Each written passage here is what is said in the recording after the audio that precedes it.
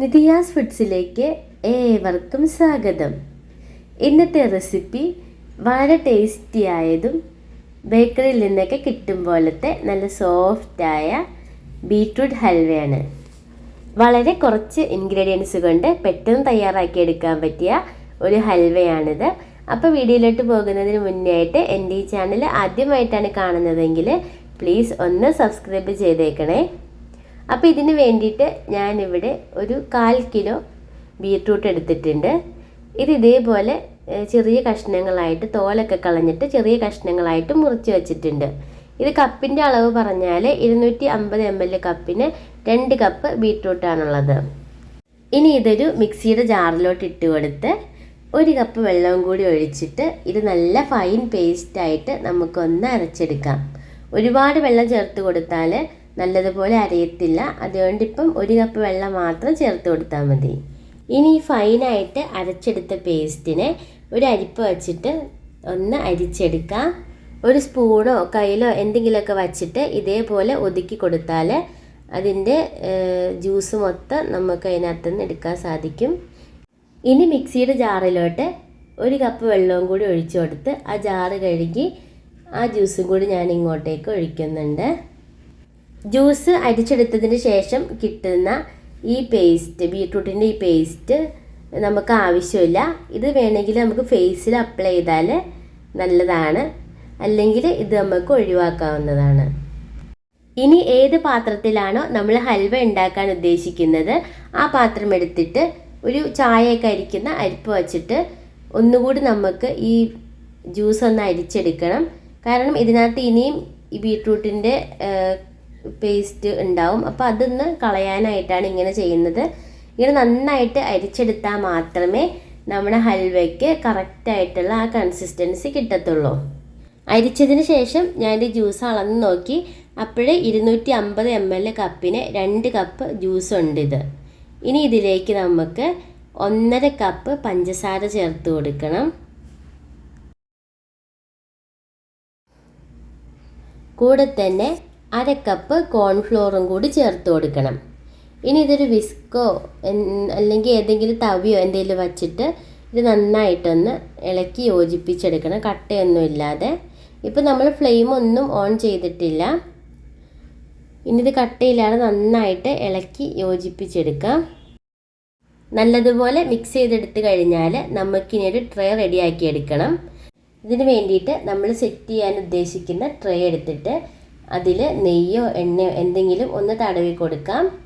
ശേഷം ഇതിലേക്ക് നമ്മൾ ചെറുതായിട്ട് മുറിച്ച് വെച്ചിരുന്ന നട്ട്സ്, പിസ്ത, ബദാം, കാഷ്യൂസ് അതൊക്കെ ഇട്ട് കൊടുക്കാം. അവസാനമായിട്ട് 1 ടീസ്പൂൺ എള്ളും കൂടി നമുക്ക് ചേർത്ത് കൊടുക്കാം. എള്ള് ചേർത്ത് കൊടുക്കുമ്പോൾ നമ്മുടെ ഹൽവ കാണാൻ നല്ല രസമായിരിക്കും.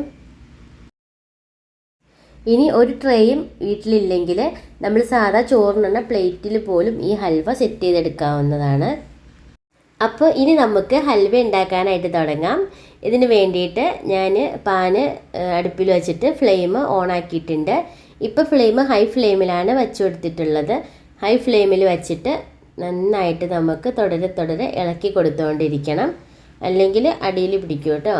അപ്പോൾ കൈയടക്കാതെ തുടരെ നമുക്ക് ഇളക്കി കൊടുത്തുകൊണ്ടിരിക്കാം. കോൺഫ്ലോർ മാവ് ചേർത്ത് കൊടുത്തിരിക്കുന്നത് കൊണ്ട് കുറഞ്ഞ സമയം കൊണ്ട് തന്നെ ഇത് തിക്കാവാൻ തുടങ്ങും. ഇപ്പം നമ്മുടെ ഹലുവ ഇവിടെ തിക്കാവാൻ തുടങ്ങിയിട്ടുണ്ട്.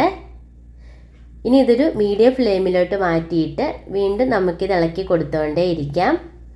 ഇതിനി നമുക്ക് ഈ പാത്രത്തിൽ നിന്ന് ഒട്ടാതെ വിട്ടു വരുന്ന ഒരു പരുവം വരെ നമുക്കിത് ഇളക്കി കൊടുക്കണം. അങ്ങനെ ഹൽവ നല്ല തിക്കായി വന്നിട്ടുണ്ട്. ഇനി ഇതിലേക്ക് 1 ടീസ്പൂൺ ഏലക്കാപ്പൊടി ചേർത്ത് കൊടുക്കാം. കൂടെ തന്നെ ഒരു 3 ടേബിൾ സ്പൂണോളം നെയ്യും കൂടി ചേർക്കാം. നെയ്യുടെ ടേസ്റ്റ് നിങ്ങൾക്ക് ഇഷ്ടമല്ലെങ്കിൽ അത് ചേർക്കേണ്ട ആവശ്യമില്ല. പക്ഷേ നെയ്യുടെ ടേസ്റ്റ് ഉള്ളവർക്ക് ഇത് നല്ലതുപോലെ ചേർക്കാം. നെയ്യ് ചേർക്കുമ്പോൾ ഹൽവയ്ക്ക് നല്ലൊരു ടേസ്റ്റും മണമൊക്കെ ഉണ്ടാവും.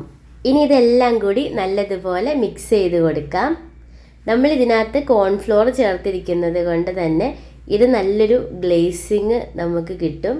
കോൺഫ്ലോറിന് പകരമായിട്ട് നമുക്ക് വേണമെങ്കിൽ മൈദയും ചേർക്കാവുന്നതാണ് കേട്ടോ. വീണ്ടും ഇത് നല്ലതുപോലെ മിക്സ് ചെയ്തുകൊണ്ടിരിക്കണം.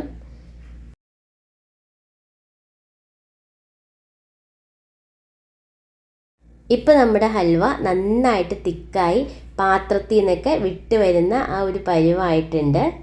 അതേപോലെ നമ്മൾ ഊറ്റിക്കൊടുത്ത നെയ്യൊക്കെ നല്ല തെളിഞ്ഞ് കിട്ടിയിട്ടുണ്ട്. അപ്പോൾ ഇതാണ് ഇതിൻ്റെ പാകം എന്ന് പറയുന്നത്. അപ്പോൾ നമുക്ക് ഈ സമയത്ത് നമുക്ക് ട്രെയിലോട്ട് മാറ്റി കൊടുക്കാം. അപ്പം അതിന് മുന്നേ ആയിട്ട് ഇതിലോട്ട് കുറച്ച് നട്ട്സ് കട്ട് ചെയ്തത് ചേർത്ത് കൊടുക്കാം. ഇവിടെ ഞാൻ ബദാമും കാഷ്യൂം ചെറുതായിട്ട് കട്ട് ചെയ്തത് ഇട്ട് കൊടുത്തിട്ടുണ്ട്. ഇനി ഇതിലേക്ക് വേണ്ടത് 1 ടീസ്പൂൺ എള്ളും കൂടെയാണ്. വെളുത്ത എള്ളാണ് കേട്ടോ ഞാനിവിടെ ഉപയോഗിച്ചിരിക്കുന്നത്. അതും കൂടി ഇട്ട് കൊടുത്ത് ഇതെല്ലാം നന്നായിട്ടൊന്ന് മിക്സ് ചെയ്തെടുക്കാം. നല്ലതുപോലെ മിക്സ് ചെയ്ത് കൊടുത്തു കഴിഞ്ഞാൽ ഇനി നമുക്ക് ഫ്ലെയിം ഓഫ് ചെയ്യാം. ശേഷം നമ്മൾ നേരത്തെ തയ്യാറാക്കി വെച്ചിരുന്ന ട്രേയിലോട്ട് ഇത് ഒഴിച്ചു കൊടുക്കാം.